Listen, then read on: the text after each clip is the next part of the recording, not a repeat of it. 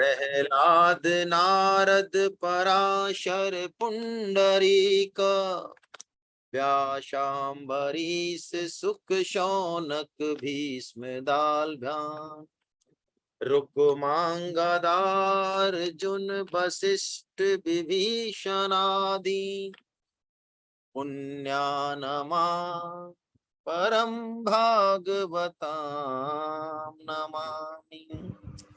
संत सभा झांकी नहीं कियो न हरि गुण गान नारायण फिर कवन विधि तू चाहे कल्याण।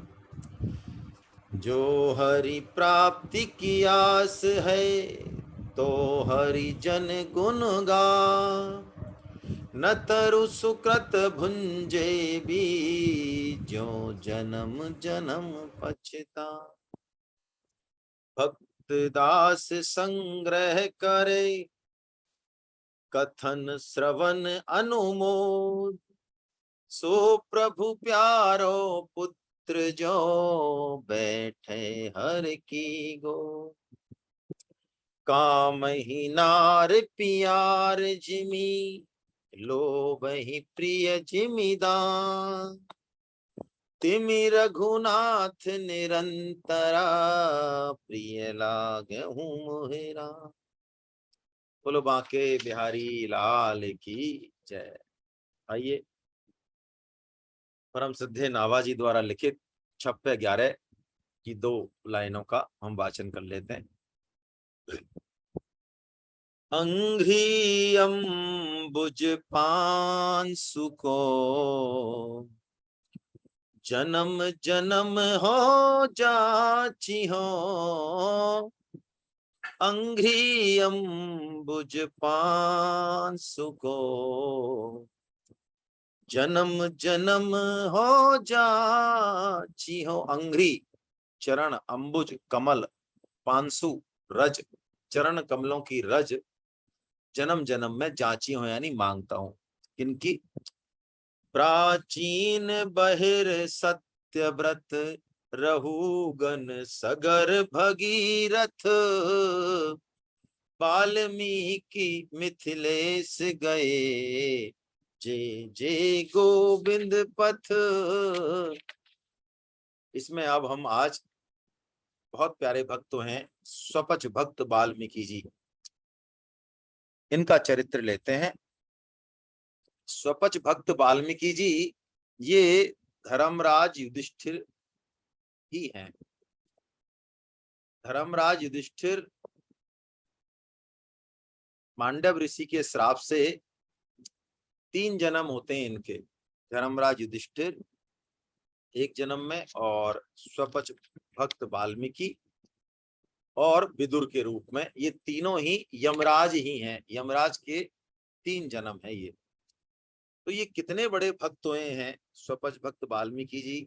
आज इस प्रसंग से हमें पता चलेगा कि भक्ति किसी तरह की जाति पाति को नहीं मानती। जैसा कि भगवान 9वें अध्याय में राज विद्या राजगुह्य योग में बताते भी हैं। स्त्रियों वैश्यों तथा शूद्रो, है ना, पाप योनि वाले हों कैसे भी हों, सब भगवान को प्राप्त कर सकते हैं। भक्ति के मामले में भगवत प्राप्ति करने में किसी तरह का कोई भेदभाव नहीं है। और बल्कि सही पूछा जाए तो कोई वर्ण आश्रम लिंग जाति इत्यादि को लेके यदि नीचा है, निम्न माना जाता है, उसके लिए भगवत प्राप्ति के नियम उतने कठिन नहीं है, उल्टे सरल हैं। ऐसा भगवान की और शास्त्रों की जो है वो मान्यता है।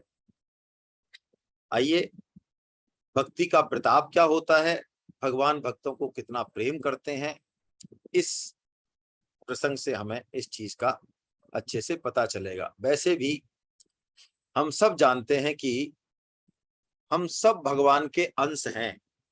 ये जो भेदभाव वाला मामला है ये तो सिर्फ ऊपर ऊपर का मामला है।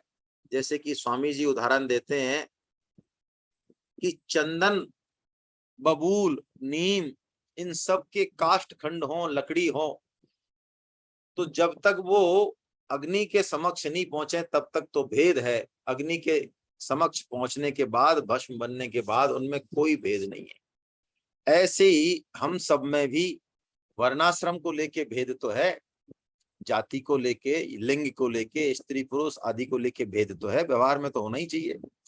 लेकिन यदि आत्मा के स्तर पर बात करें, भगवान की बात करें, तो हम सब में किसी तरह का कोई भेद आत्मिक स्तर पर नहीं है। आइए कवित्त लेते हैं हम, 75 नंबर का आप निकाल लें, जिनके पास भक्तमाल है गीता प्रेस की। 75 नंबर का कवित्त आप निकाल लें, थोड़ा सा वाचन करेंगे इसका।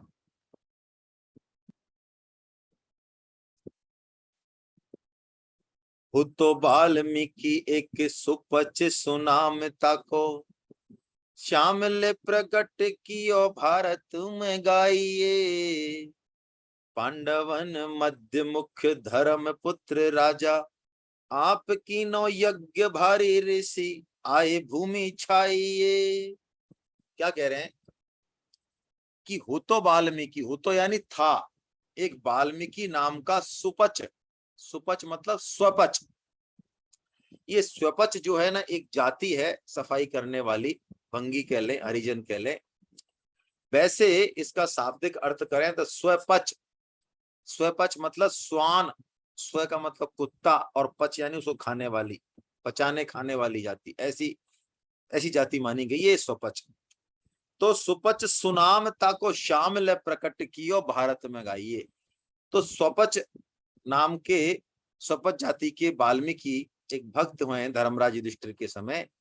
तो भगवान श्री कृष्ण स्वयं उनका यश जो है प्रकट करना चाहते हैं, वो तो नहीं चाहते, भक्त तो गुस्सा हो जाते हैं नाम से, नाम बड़ाई से, लेकिन भगवान उनका यश प्रकट करना चाह रहे हैं। वही कह रहे हैं कि श्यामल प्रकट कियो भारत में गाइए। क्या हुआ कि एक टाइम पे पांडवों में जो धर्मराज युधिष्ठिर हैं, पांडवन मध्यमुख धर्मपुत्र राजा, उन्होंने एक बहुत भारी यज्ञ किया, बड़ा भारी यज्ञ किया। पूरी पृथ्वी के सारे ऋषि महर्षि उसमें पधारे और पूरा यज्ञ स्थल भर गया। तो भगवान श्री कृष्ण ने क्या किया, उस यज्ञ स्थल में एक शंख की स्थापना की, एक शंख को लटकाया। क्यों लटकाया कि ये यज्ञ वास्तव में अपनी पूर्णता को पहुंचा के नहीं पहुंचा, ये यज्ञ पूर्ण हुआ नहीं हुआ, इसका जो वास्तविक लक्ष्य उसको इसने प्राप्त किया कि नहीं किया, इसकी कसौटी के लिए शंख है। कैसे इसकी कसौटी शंख कैसे करेगा कि यदि ये यज्ञ पूर्णता पर पहुंच गया, सफल हो गया, तो ये शंख अपने आप बज उठेगा बिना बजाए। वही कह रहे हैं प्रियादास जी, ताको अनुभाव शुभ शंख सो प्रभाव कहे, जो पे नहीं बाजे तो अपूर्णता आइए। यदि नहीं बजता है तो इसका मतलब कोई ना कोई कमी है यज्ञ में। सोई बात भई, सोई बात भई, वह बाजो नहीं सोच पर्यो। शंख नहीं बजा, इतना सब दान दक्षिणा, सब कर्म कांड सब बढ़िया हुआ, लेकिन वो शंख बजा नहीं। सोच पर्यो पूछे प्रभु पास, या की न्यूनता बताइए। तो भगवान श्री कृष्ण के पास सब गए कि प्रभु ये शंख तो बजा ही नहीं, तो हमारे यज्ञ में ऐसी क्या कमी रह गई, वो आप बताओ। तो देखिए भगवान श्री कृष्ण ने क्या कहा, अगला 76वां भी ले लेते हैं।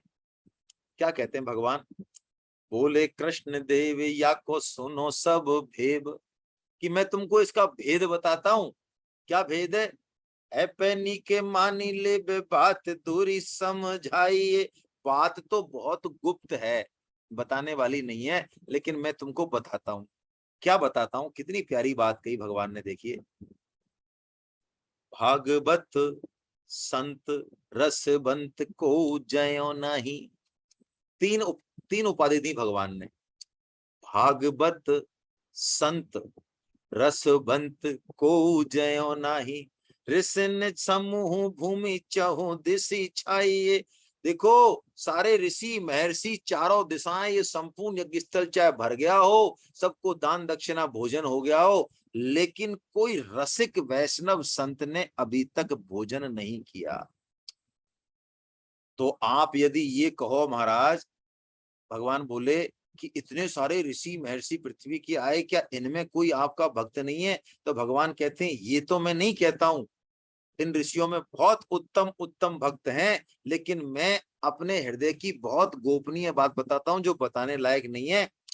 कि देखो, सर्वश्रेष्ठ वैष्णव, सर्वश्रेष्ठ रसिक वैष्णव भक्त तो वही है जिसे अपनी जाति, विद्या, ज्ञान आदि का अहंकार बिल्कुल नहीं हो, जो अपने को दासों का दास मानता हो और उसमें अभिमान तो छोड़ो, अभिमान की गंध भी ना हो, ऐसा कोई रसिक वैष्णव भक्त ने भोजन नहीं किया। जो पे कहो भक्त नाही, नाही कैसे कहो, गहो गास एक और कुल जाति सो बहाई। ये तो भक्त की क्या परिभाषा दे रहे हैं, दासन को दास, अभिमान की न बास कहूं। ऐसे किसी भक्त ने इस यज्ञ में भोजन नहीं किया है। देखिए, परम श्रद्धेय स्वामी जी महाराज ने भी एक बात बड़ी प्यारी कही कि जीवन मुक्त महापुरुषों में भी सूक्ष्म अहम की गंध रह जाती है। क्या मतलब है इसका? जीवन मुक्त महापुरुष वैसे तो गुणातीत हो जाते हैं, इसमें कोई दोहराए नहीं है, लेकिन जिस मार्ग से वो चल के आए, जिस साधन का उन्होंने आश्रय लिया, जिस संप्रदाय के वो हैं, उसमें उनकी थोड़ी सी पकड़, एक राग रह जाता है। जो उनका व्यक्तित्व है वो गुणातीत नहीं होता, पूरी तरह से थोड़ी सी पकड़ रह जाती है। इसी को स्वामी जी ने कहा ये सूक्ष्म अहम की ग्रंथ है, यानी वो वासुदेव सर्वम वाली जो स्थिति है उस तक नहीं पहुंच पाते जीवन। उस तक तो कोई कोई पहुंचता है, लाखों करोड़ों में कोई एक, जैसा कि भगवान भी कहते हैं। तो भगवान श्री कृष्ण ने यहाँ पे 3 उपाधि दी। पहले तो वो भागवत होना चाहिए, यानी भक्त होना चाहिए, है ना। तो भक्त कौन है? प्रियादास जी की बात आपको याद हो यदि, कवित्त 9वां, एक ही परिभाषा उन्होंने भागवत की बताई भक्त की, है ना। अपन ने चर्चा भी की, आपको याद नहीं होगा इसलिए मैं पढ़ के बनाता हूं। हरि गुरु दासन सो साचो सोई भक्त सही। हरि गुरु दासन यानी और जो वैष्णव है, भक्त हैं, उनसे जो सांचा है सोई भक्त है ना, ऐसा उन्होंने कहा। और भागवत हो और संत हो, दूसरी क्वालिटी बताई कि संत हो। संत की क्या क्वालिटी है? देखिए, भगवान श्री राम जब राजा बन जाते हैं अयोध्या के, तब आपको वो किस्सा रामायण का पता ही है। सारे चारों भाई इकट्ठे हैं और भगवान से कुछ प्रश्न पूछना चाहते हैं भरत, लेकिन अदब इतना है, मर्यादा इतनी है कि सकुचा रहे हैं, पूछ नहीं पा रहे हैं। हनुमान जी की तरफ देखते हैं टुकुर टुकुर, और हनुमान जी की एंट्री बिल्कुल क्लियर है। हनुमान जी ने कहा भगवान से कि महाराज ये भरत जी कुछ पूछना चाहते हैं। अच्छा, तो भरत जी यही पूछते हैं कि संत और असंत के लक्षण क्या है। तो भगवान ने वहां संतों के कुछ लक्षण बताए, हम थोड़ा सा वो देख लेते हैं। भागवत तो हो गया, संत के क्या लक्षण है कि संतन के लक्षण सुनु भ्राता, अगणित श्रुति पुराण व्याख्याता। अगणित है संतन के लक्षण, लेकिन मैं कुछ कुछ बताता हूं। भगवान श्री राम कहते हैं क्या? विषय अलंपट शील गुना कर, पर दुख दुख सुख सुख देखे पर। विषयों में उनकी आसक्ति नहीं होती, शील होता है उनमें, और दूसरे के दुख से दुखी और दूसरे के सुख से सुखी होने वाले होते हैं। कोमल चित्त दीनन पर दाया, मन वच क्रम मम भगति अमाया। सब ही मानु प्रद आप अमानी, भरत प्राण सम ममते प्राणी। ऐसे भक्त संतों के लक्षण हैं। तो वो कहते हैं कि भागवत हो और संत हो। और तीसरी बात जो बताई वो बड़ी विशेष है, भागवत संत रसवंत को जयो नाही। रसिक हो, रसिक संत हो। रसिक संत की यदि परिभाषा हमें गीता में देखनी हो तो बताइए, आपका मन कहीं जाता हो तो बताओ कि रसिक संत जो पूरी तरह भगवान में आसक्त हैं, किसी श्लोक में इस तरह का वर्णन हुआ तो आप दृष्टि दौड़ाइए। मेरे को तो 10.9 बिल्कुल फिट दिखता है इसमें।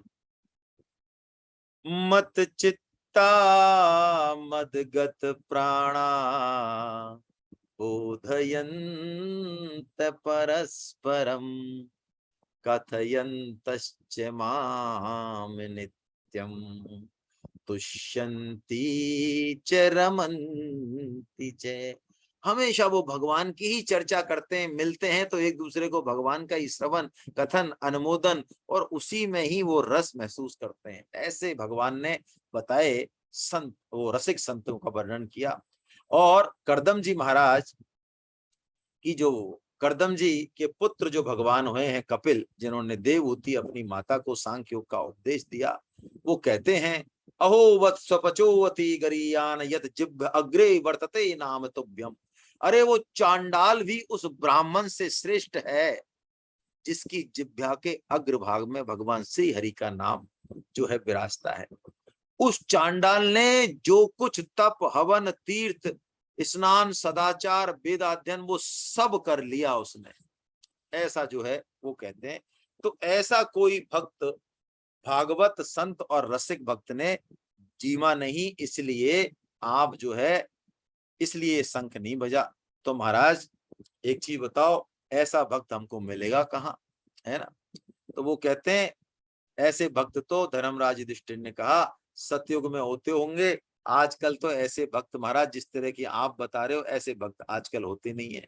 तो भगवान श्री कृष्ण मुस्कुराए, उन्होंने कहा ऐसा है, ऐसे भक्त यही हैं, अभी तुम्हारे पास ही हैं और तुमको रोजाना दर्शन भी देते हैं, तुम्हारे ही राज्य में हैं, लेकिन तुम्हें पता नहीं है और मैं उनका नाम लूंगा तो वो गुस्सा भी हो जाएंगे, इसलिए मैं तुमको बता तो दूंगा लेकिन बहुत तरीके से उनके पास जाना पड़ेगा तुमको। तो सब एकदम से प्रेमावेश में भर गए पांचों पांडव की महाराज बताओ ऐसा भक्त कौन है, और हमारे ही राज्य में बताओ, तुम्हारे ही नगर में रहता है, सुबह शाम तुम्हारे घर भी आता है, लेकिन वो अपने को प्रकट करता नहीं है और तुम उसे जानते नहीं हो। तो सबके मन में, अर्जुन के भीम के सबके, कि महाराज बताओ उसका नाम, बताओ शीघ्र बताओ उसका नाम। सुनी सब चौंक परे भाव अचरज भरे, हरे मन नैन अजुबेगी ही बताइए, कि महाराज बताओ कौन सा भक्त है वो ऐसा। तो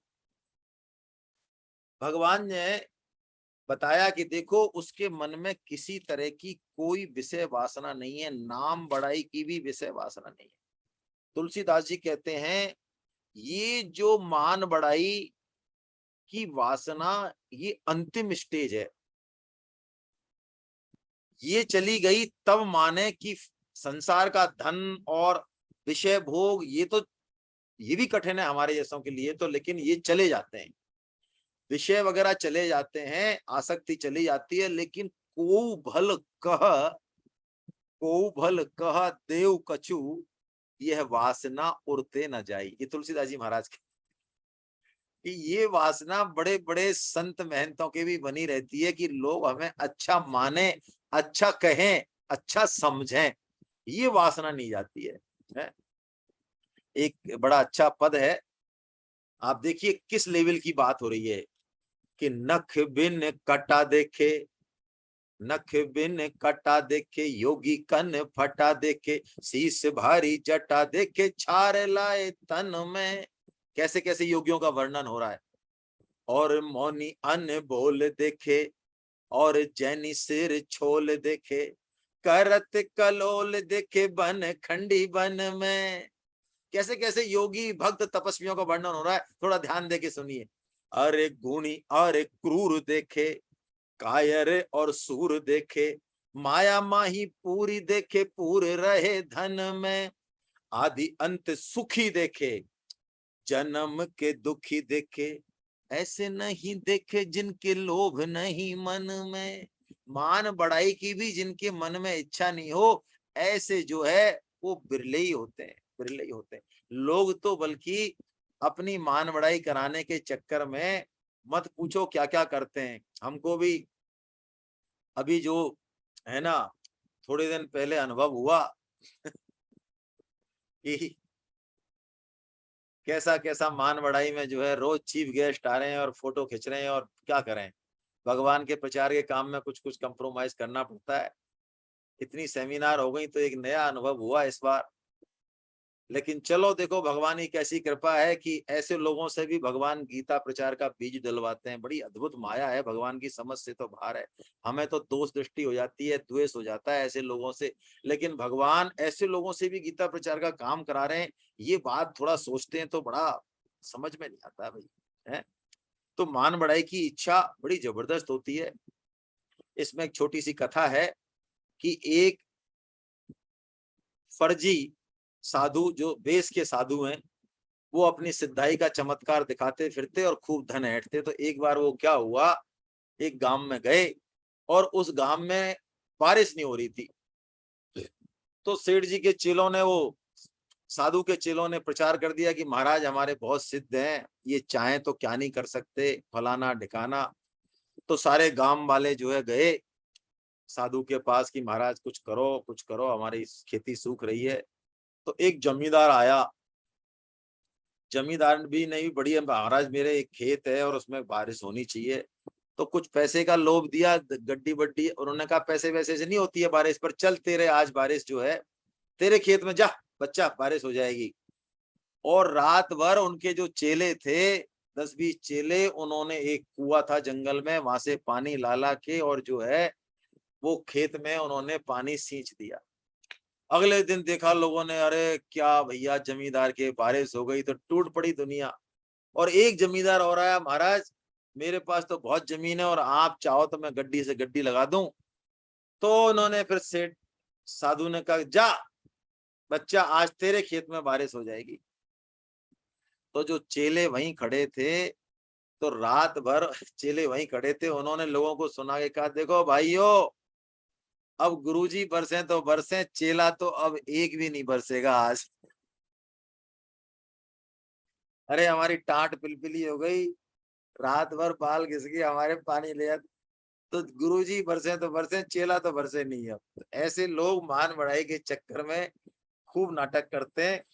तो भगवान ने जो है उनको बताया कि देखो ऐसा है, तुम्हारे ही राज्य में, मैं नाम तो बता दूंगा लेकिन बड़े ध्यान से रखना। अरे भीम और अर्जुन को उन्होंने भेजा कि तुम्हारे घर में एक झाड़ू लगाने आता है ना, यहाँ पे बाहर सुबह शाम, एक स्वपच भक्त वाल्मीकि है। और वो ऐसा भक्त है कि मैं उसका जो नाम ले रहा हूं ना, उसको ये भी पसंद नहीं आएगा, क्योंकि वो अपना बिल्कुल भी प्रकाश नहीं करना चाहता। तो तुम किसी ठसक में मत चले जाना उसके पास। कैसे जाना बता रहे हैं अब वो, है ना। 79 में कवित्व पढ़ते हम, 79 थोड़ा सा। वो कहते हैं, अर्जुन और भीमसेन चले ही निमंत्रण को, अंतर उघार कही भक्ति भाव दूर है।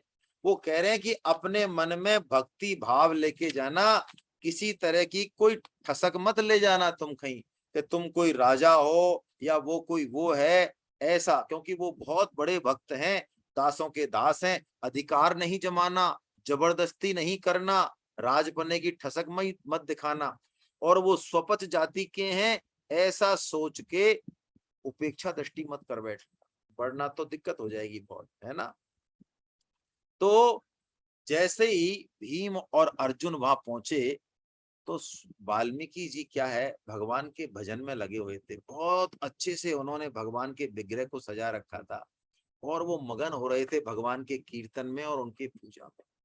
जैसे ही उनको देखा भीम और अर्जुन ने इस तरह से, तो उनकी खुद की भी बड़ी प्रेम दशा हो गई। और उन्होंने कहा, जैसे उनको पता चला स्वपच भक्त वाल्मीकि को, वो क्योंकि उन्होंने परिक्रमा चालू कर दी उनकी स्वपच भक्त वाल्मीकि की, उनको प्रदक्षिणा देने लगे। तो जैसे ही वाल्मीकि जी ने देखा कि ओ राजा आए, धर्मराज के भाई राजा मेरे घर आए, तो बड़े कांपने लगे थर थर, और सब काम छोड़ दिए। बड़े लज्जा और संकोच से उनका मन विह्वल हो गया। तो अर्जुन और भीमसेन ने कहा, क्या कहा देखिए, पायन को धारिये जू। जू कह रहे हैं जैसे बहुत ही भगवान को जैसे बोलते हैं ना, इस भाव से बोल रहे हैं उनके भक्त से। पायन को धारिये जू, यानी पायन को धारिये मतलब कल आप हमारे पधारिये, अपने चरण कमलों से हमारे घर को पवित्र बनाइए। पायन को धारिये जू, झूठन को धारिये जू। जूठन मतलब आप कल प्रसादी ग्रहण करें तो आपकी प्रसादी जो है उसके बाद हम उच्चिष्ट आपका ग्रहण करें। पायन को धारिये जू, झूठन को टारिये जू, पाप ग्रह टारिये जू, कीजे भाग भूर है। वो कह रहे हैं इससे हमारे बड़े बड़े पाप ग्रहों को आप नष्ट कीजिए और हमको परम भाग्यशाली बनाइए, आप कल जो है पधारिए। तो उन्होंने कहा कि महाराज ये आप क्या कह रहे हो, बल्कि आप मैं आपका उच्चिष्ट मैं खाऊं, पहले आप प्रसाद पाओ, आप राजा हैं, भगवान के भक्त हैं, ये आप कर क्या रहे हो, मेरे से आप ऐसा कह रहे हो। तो वाल्मीकि जी कहने लगे हम तो सदा से ही आपका झूठन खाते आए, हम आपका झाड़ू लगाते हैं, हमारे लिए ये संभव नहीं है, इसके अलावा हम दूसरा काम, मेरा निमंत्रण कैसा है ना। तो उन्होंने मना कर दिया। लेकिन जब भीमसेन जी ने कहा कि नहीं नहीं, आप जो है ऐसा मत कीजिए, हमारी विनती मानिए, आपको आपका जितना प्रेम है भगवान श्री कृष्ण में, आपका जैसा भक्ति भाव है वो सब हमने अपनी आंखों से देख लिया है, इसलिए कल तो आपको हमारे घर आना ही पड़ेगा, है ना। ऐसा कह के उन्होंने बड़े मुश्किल से जो है उनको राजी किया, आप प्रातःकाल पधारिए। तो फिर उनको जो है उन्होंने यस किया कि हाँ ठीक है, यदि ऐसी बात है, आप जिद्दी कर रहे हैं, इतना वो कर रहे हैं, तो ठीक है मैं कल आऊंगा। अर्जुन बोले महाराज यदि आपके चरण कमल हमारे यहाँ पड़ेंगे तो हमारा घर, हमारा महल भी पवित्र हो जाएगा। क्यों कि वैष्णव यदि किसी जगह एक मुहूर्त, आधे मुहूर्त, एक क्षण भी बैठ जाते हैं, वही स्थल जो है वो तीर्थ स्थल बन जाता है।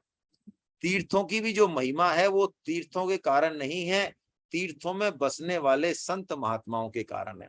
इसलिए हम कहीं भी तीर्थ में जाएं, कहीं भी भारत में, भारत के बाहर, भारतवर्ष में, यदि हमने वहां संत दर्शन नहीं किए, शुद्ध भक्तों के दर्शन नहीं किए, तो उस तीर्थ में जाना हमारा कोई विशेष लाभकारी नहीं होगा, है।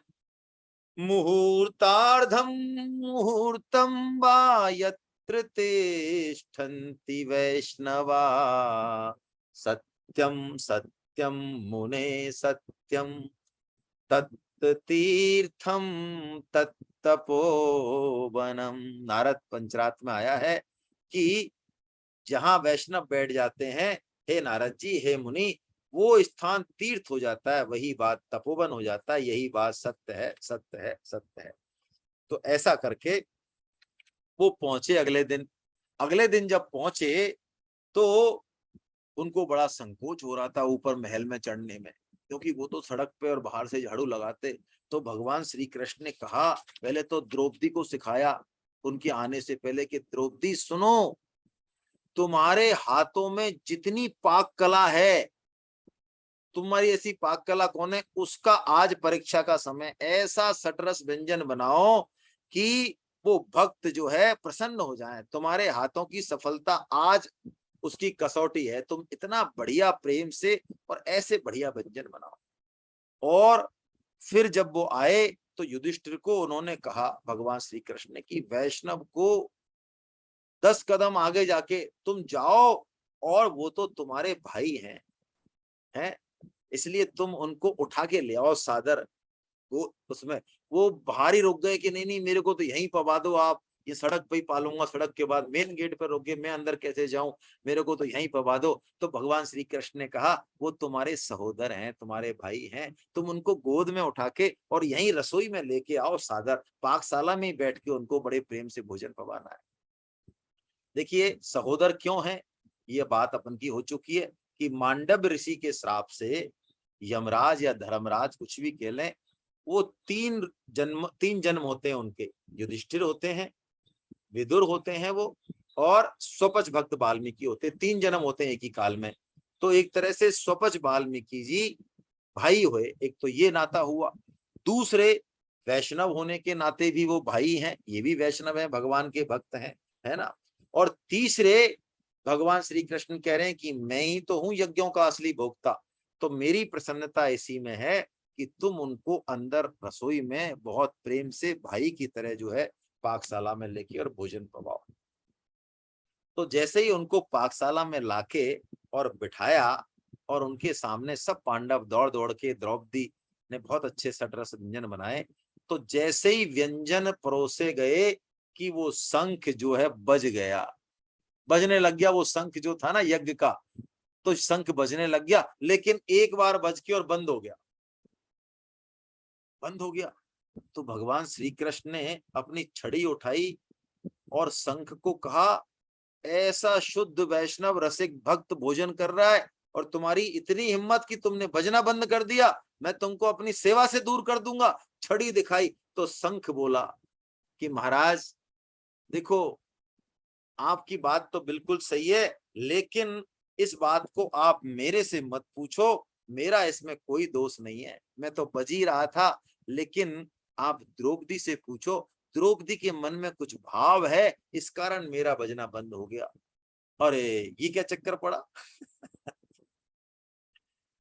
तो द्रौपदी से पूछा कि द्रौपदी सच सच बताओ तुम्हारे मन में क्या भाव है। तो देखिए स्वपच भक्त वाल्मीकि जी जो है ना, किसी बढ़िया बात कहेंगे, इतनी प्यारी बात आने वाली है।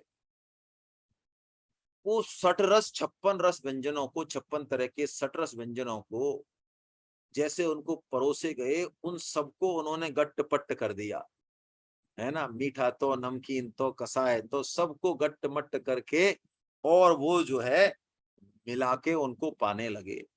तो द्रौपदी ने जब ये देखा कि मैं घंटों से लगी हुई हूँ ब्रह्म मुहूर्त से, मैंने अपने हाथ से, महारानी है वो आखिर, मैंने अपने हाथ से इतने इतने जो है मैंने व्यंजन बनाए, और बताओ इन्होंने जो है किसी व्यंजन का कोई कोई नहीं रखा। इतना कोई, इतना स्वाद है, इतने रसीले व्यंजन है, किसी व्यंजन में इन्होंने कोई बड़ाई करने की बात नहीं। आखिर उनके मन में आया, आखिर ये जाति की तो स्वपची है ना, भाई जाति की तो स्वपची है ये क्या जाने खाना, ऐसा उनके भाव आ गया। तो शंख ने ऐसा भाव जैसे ही स्फुरित हुआ और उन्होंने जो है वो बंद हो गया शंख बजना। तो भगवान श्री कृष्ण ने उनसे पूछा कि महाराज ये आप इनको मिला के क्यों पा रहे हो। तो देखिए वाल्मीकि जी क्या जवाब देते हैं कि प्रभु, इनका तो जो ये जितने भी 60 रस व्यंजन हैं, इनका तो भोग आप लगा चुके हो पहले ही। तो मैं पदार्थ बुद्धि, मैं तो प्रसाद बुद्धि से इनको पा रहा हूं। मैं पदार्थ बुद्धि से हर एक इनका अलग अलग स्वाद कैसे लूं, क्योंकि पदार्थ तो कोई रुचिकर लगेगा, कोई अरुचिकर लगेगा, फिर इसमें मेरी प्रसाद बुद्धि कैसे रहेगी। मैं व्यंजनों को नहीं पा रहा, मैं तो प्रसाद पा रहा हूं, आपका उच्छिष्ट पा रहा हूं। कैसी बढ़िया बात है। हम लोग जीव के रस से ऊपर नहीं उठ पाते पूरी जिंदगी। स्वपक्षपत वाल्मीकि जो यहाँ पे कह रहे हैं, भक्त जो है ना तो अपनी कोई जाति मानता, ना उसमें किसी तरह की पदार्थ बुद्धि रहती। कहते हैं भक्तों की जो जाति है ना, वो कौन सी जाति है, जो भगवान की जाति है वही भक्त की जाति है। जाति नहीं जगदीश की, जन की कहते होए, और सांभर में जो कोई परे, सोई सांभर होए।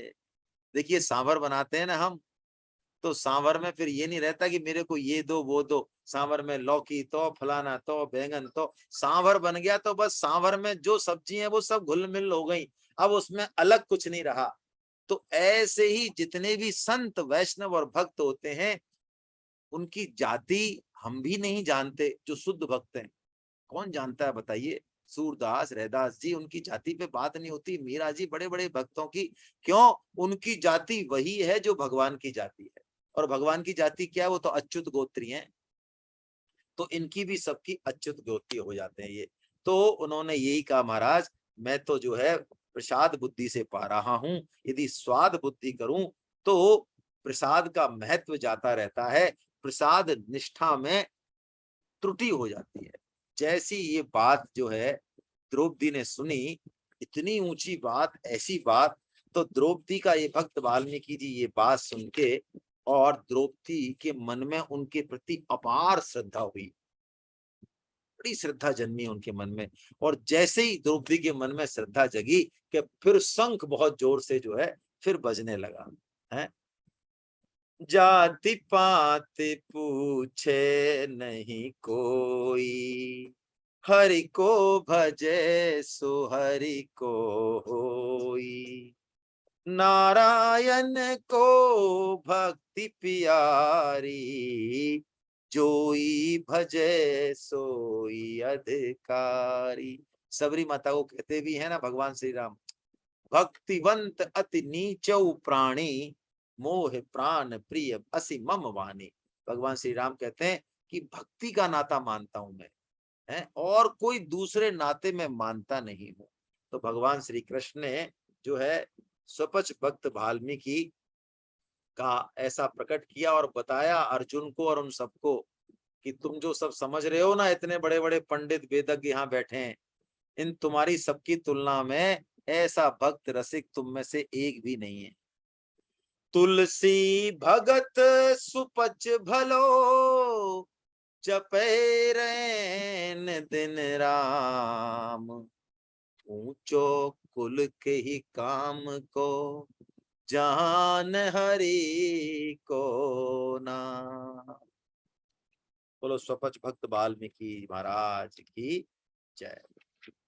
ऐसा प्यारा चरित्र है ये। आइए एक चरित्र और ले लेते हैं, थोड़ा सा समय है अभी।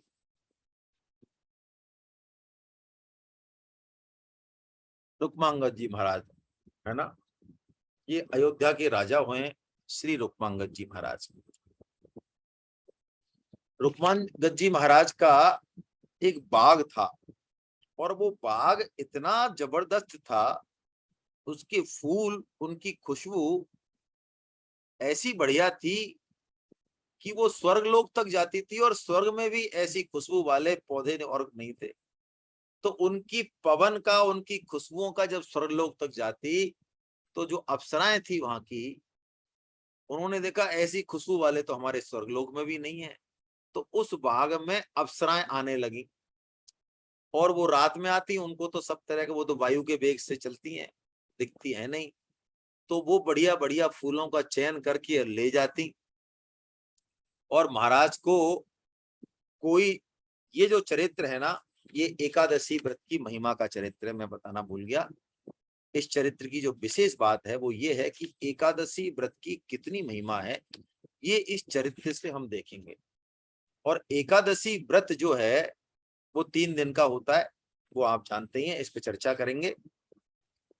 तो अप्सराएं जो है वो फूलों को ले जाती, तो राजा रुक्मांगद को वो फूल मिलते नहीं पूजा के लिए, और इतने सारे उन्होंने माली लगा दिए, और माली चौकीदारी कर करके परेशान हो गए कि महाराज पता नहीं क्या बात है, ये फूल कहाँ चले जाते हैं, शायद कोई, हम तो देखते नहीं है किसी को, शायद कोई दैवी शक्ति है जो फूलों को ले जा रही है, हमें इसका कुछ पता चलता नहीं है।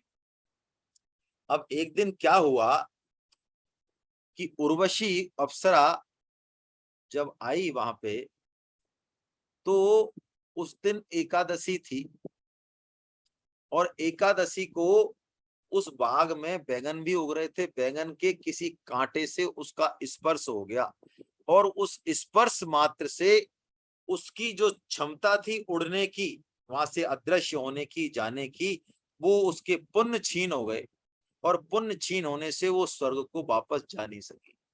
तो सुबह पता लग गया कि अरे उर्वशी अप्सरा तो यहाँ है, तो राजा के पास ले जाया गया उसको।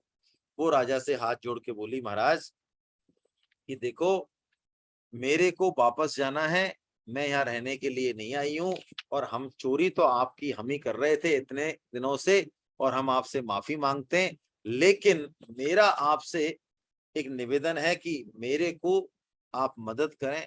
तो राजा ने कहा हम मदद करें, बताओ क्या मदद करें। तो उन्होंने कहा देखो, आज एकादशी है, तो यदि कोई एकादशी का पुण्य मुझे दे दे, तो मैं उस पुण्य के बल से वापस जा सकती हूँ। एकादशी में इतनी ताकत है। तो राजा रुक्मांगद जी के यहाँ पर कोई भी, ना तो राजा जानते थे एकादशी, कुछ करते ही नहीं थे, राज्य में कोई एकादशी का व्रत करता ही नहीं था। तो उन्होंने कहा हमारे यहाँ तो कोई एकादशी करता नहीं भाई। तो राजा ने फिर भी डोंडी पिटवाई पूरे राज्य में। उसने कहा कि यदि कोई जबरदस्ती भी भूखा रह गया हो, उर्वशी ने कहा एकादशी तो नहीं करते, लेकिन यदि कोई अन्न नहीं मिला हो किसी को, ऐसा भी कोई आदमी मिल जाए जिसने अन्न नहीं खाया हो एकादशी के दिन, वो भी मुझे अपना पुण्य यदि समर्पण कर देगा तो भी मैं चली जाऊंगी, नहीं तो फिर दिक्कत है मेरे। तो राजा ने डोंडी पिटवाई। अब डोंडी पिटवाई तो एक किसी सेठ की दासी, उसको उस सेठ ने 10वीं के दिन ही कुछ पीट दिया किसी काम पे, तो वो 10वीं के दिन भी भूखी रही और उस एकादशी को भी उसको जो है कोई अन्न नहीं मिला, तो वो भूखी रही। तो उस दासी को बुलाया गया और उस दासी को बुला के और उससे जो है संकल्प लेके जल लेके और फिर उसका पुण्य उसके लिए छुड़वाया गया, और उसके पुण्य को छुड़वाने के बाद वो उर्वशी वापस जा सकी। जब राजा ने ये प्रत्यक्ष चमत्कार देखा तो राजा ने फिर कहा कि भाई ये तो एकादशी का व्रत तो हम भी करेंगे, और पूरे उसमें राज्य में उन्होंने चालू कर दिया कि भाई सबको एकादशी का व्रत करना है। अब राजा का आदेश कौन नहीं माने, तो एकादशी का व्रत करने लगे और अधिकांश लोग, सभी लोग देह छोड़ने के बाद भगवान विष्णु के लोक में जाने लगे। यमपुरी जो है बड़ी सोनी हो गई, है ना। तो क्या हुआ, यमराज जी ब्रह्मा जी के पास गए, उन्होंने कहा महाराज ऐसे कैसे काम चलेगा, ये यहाँ से तो ग्राहक हमारे पास आ ही नहीं रहे, फिर हम क्या, हमारे पास काम बचा ही नहीं। तो ब्रह्मा जी ने कहा हाँ बात तो ठीक है भाई, ये भी आपका भी काम चलना चाहिए, भगवान की सृष्टि चलनी चाहिए। तो उन्होंने रुक्मांगद जी को मोहित करने के लिए एक बहुत सुंदर स्त्री का, माया को कह के एक बहुत सुंदर स्त्री जो है वो प्रकट की, और राजा जी जब खेलने गए जंगल में शिकार, तो वहां उनका उनसे मिलन हो गया, वो ले आए उनको। तो उसने एक शर्त रखी, उस माया ने, उस स्त्री ने, कि देखो मैं चलूंगी तुम्हारे साथ रहूंगी, लेकिन मैं जो कहूंगी वही होगा। उसने कहा ठीक है। तो जब एकादशी आई तो राजा एकादशी का व्रत करने लगे, तो उसने कहा नहीं एकादशी का व्रत नहीं कर सकते आप, है ना। अरे क्या, उन्होंने कहा भाई एकादशी का व्रत तो मैं करूंगा, ये तो मेरे को करने दो, कि आपने क्या कहा था कि एकादशी का मेरी बात मानोगे। तो उन्होंने कहा एकादशी का तो व्रत मेरे को करना ही करना है, और नहीं तो जो है, तो उन्होंने कहा चलो फिर एक काम करो, तुम ये बात नहीं मानते तो तुम्हारा जो पुत्र है ना, अंगद उनका पुत्र था, उसका सिर काट के मुझे दे दो। तो कहते हैं उसका सिर काटने के लिए राजा तैयार हो गए। तो भगवान जो है वहां पे प्रकट हुए और उन्होंने बताया कि ये सब मेरा है, मैं तुम्हारी एकादशी निष्ठा से बड़ा जो है प्रसन्न हूँ। बहुत भगवान ने उनको बड़ा आनंद दिया। अब इनकी एकादशी निष्ठा कैसी थी, इसका एक और, इनकी एक पुत्री थी चंद्रभागा। तो वो शादी हो गई, शादी के बाद वो अपने पिता के घर आई थी, तो उसका जो पति था उसको लेने आया। जिस दिन लेने आया उस दिन एकादशी थी। तो वो पहले अपने ससुर साहब के पास गया, उन्होंने खूब प्रेम से बात करी, लेकिन उन्होंने कोई उसको खाने वाने की कुछ नहीं पूछी। फिर वो सास के पास गया, उन्होंने भी खूब प्रेम से बात करी, लेकिन खाने वाने की कुछ नहीं पूछी। उसने कहा ये हो क्या रहा है, मेरे से सब प्रेम से बात कर रहे हैं, लेकिन मेरे को, मैं इतनी भूखा प्यासा इतनी दूर से आया हूँ, मेरे को कोई रोटी पानी की तो पूछ ही नहीं रहा। तो वो अपनी पत्नी के पास जब गया तो वहां उसने कहा कि भाई ये क्या चक्कर है। तो उसने, पत्नी ने भी नहीं पूछा, तो उसने पूछा चक्कर क्या है, तुम लोग मेरे को कुछ भी, आज कोई भी मेरे से नहीं पूछ रहा है। तो उन्होंने कहा देखो भाई ऐसा है, आज एकादशी है, हम आपको अन्न नहीं खिला सकते। तो उसने कहा कि ऐसा है, एकादशी हो चाहे कुछ भी हो, यदि अन्न नहीं मिला तो मेरे प्राण चले जाएंगे, मेरे को इतनी भूख लग रही है। तो उन्होंने कहा चाहे भले प्राण ही चले जाएं, लेकिन अन्न तो मैं भी नहीं दूंगी आपको। और यही हुआ, अन्न नहीं दिया, और वास्तव में ही भूख के मारे जब उन्होंने प्राण त्याग कर दिए और उनको वैकुंठ की प्राप्ति हुई, और उनकी जो पत्नी थी वो भी अपने पति के साथ शरीर त्याग कर फिर ये जो है गई। ऐसा इसमें एकादशी का माध्यम है। एकादशी की उत्पत्ति कैसे हुई इसके बारे में थोड़ा सा बताया है कि एकादशी में जो नए लोग हैं उनके लिए बता दूं, 3 जो करना चाहें, है ना। वैसे तो ये बात बोलने का अधिकारी वो है जो खुद करे, लेकिन मैं बहुत स्पष्ट कह रहा हूँ कि हम भी नहीं कर पाते हैं भाई, हैं। आजकल तो बिल्कुल नहीं कर पाते हैं, शुरू में तो कुछ की थी लेकिन नहीं पड़ी बात। 10वीं के दिन एक टाइम भोजन सुबह, शाम को नहीं। क्यों नहीं? जिससे कि पूरी आंत अगले दिन खाली हो जाए। 10वीं के दिन शाम को भोजन नहीं, कोई पेय पदार्थ ले सकते हैं, दूध वगैरह, जिससे कि एकादशी में ब्रह्म मुहूर्त से ही आंत खाली हो जाए। और एकादशी को तो कुछ लेना ही नहीं है। क्या नहीं लेना है?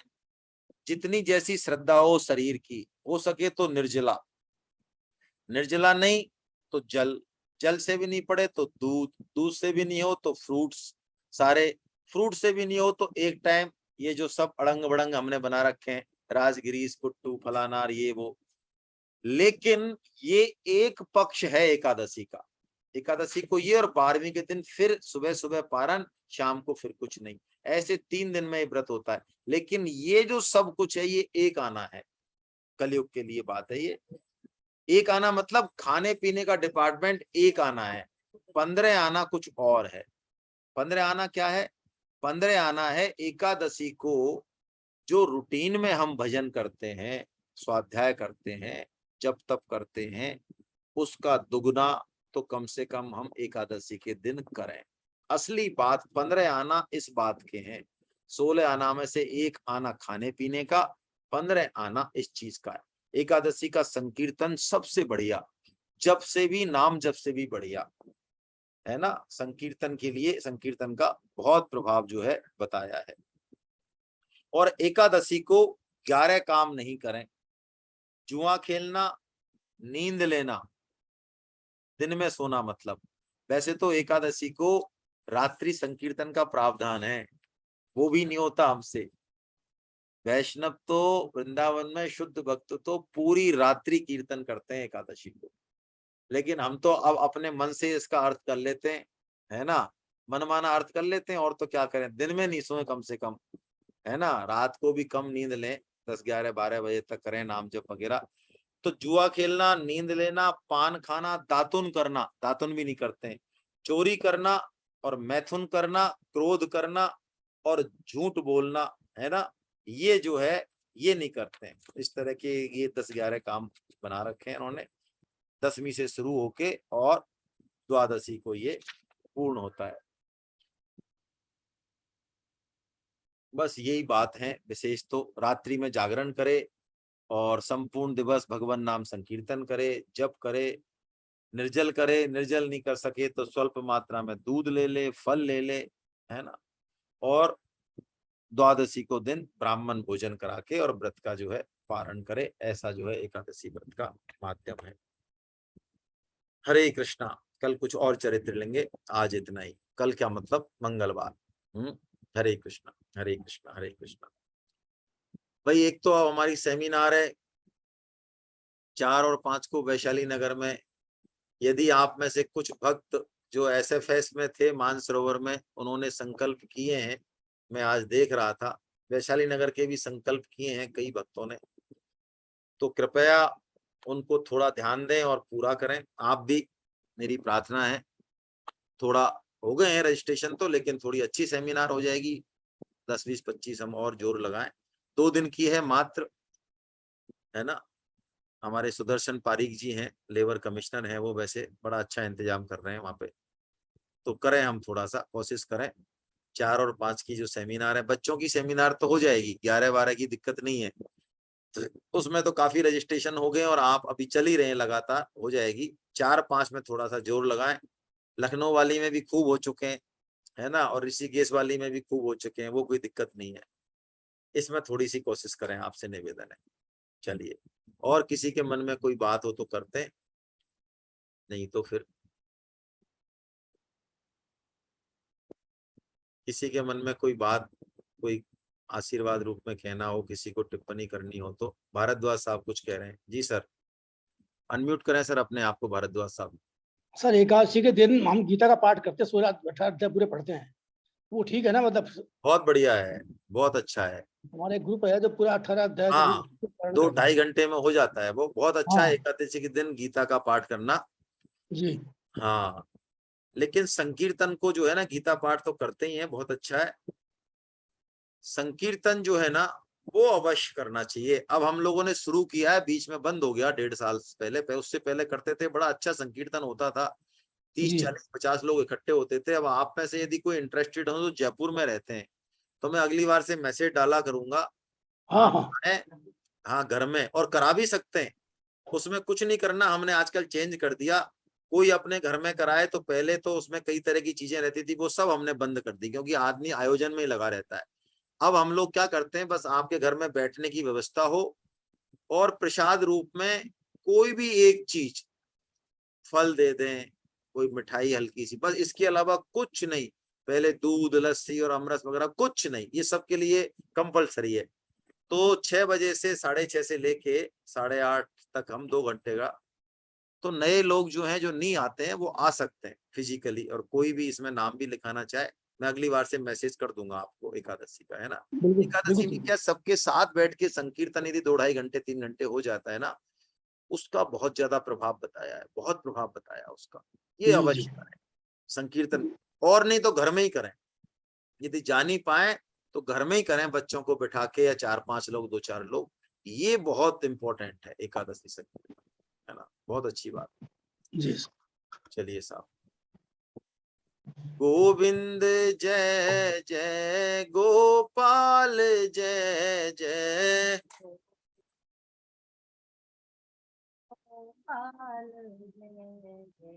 राधा रमण हरि गोविंद जय जय।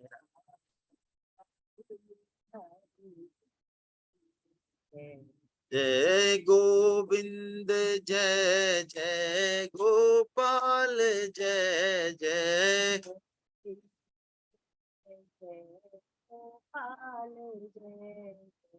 राधा रमण हरि गोविंद जय जय।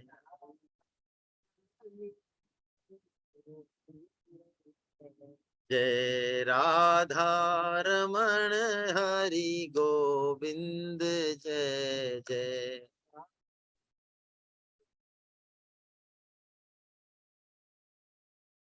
नाम संकीर्तनम यस्य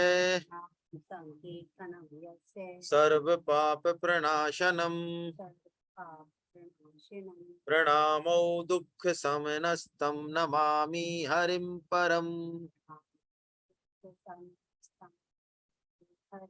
बोलो वृंदावन बिहारी लाल की जय, बोलो बांके बिहारी लाल की, बोलो राधा गोविंद देव सरकार की, अर्जुन के सखा भगवान श्री कृष्ण की, मीरा के गिरधर नागर की, सूर के घनश्याम की, वृष भानु सुता राधा रानी की, मर्यादा पुरुषोत्तम भगवान श्री राम की, जानकी माता की, गौ माता की, धरती माता की, साधक संजीवनी की, श्रीमद् भागवत महापुराण की, श्री श्री भक्तमाल की, सब संतों की, सब भक्तों की, अनंत कोटि वैष्णव वृंद की, आज के आनंद की। एक प्रश्न आया अभी शायद कि एकादशी का पारण कैसे करें।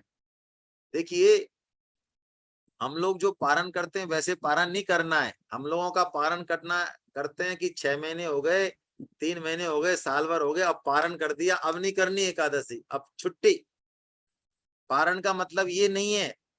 पारण का मतलब है द्वादशी के दिन एक निर्धारित अवधि में कुछ ग्रहण कर लेना चाहिए, है ना। एकादशी का व्रत एक बार ले लिया तो ता जिंदगी रहे। ये शरीर छूटे लेकिन एकादशी ना छूटे। वैष्णव जो है वैसा पारण नहीं करते हैं जैसा आप समझते हैं। हम लोग व्रत का पारण करते हैं, इसका मतलब हमने पारण कर दिया भैया, अब नहीं करते हम, हमने तो उठा दिया इसको, ब्राह्मण जमा दिया हमने, है ना। ऐसा पारण नहीं करना आपने को। चलिए, हरे कृष्णा हरे कृष्णा, हरे कृष्णा हरे कृष्णा, हरे कृष्णा।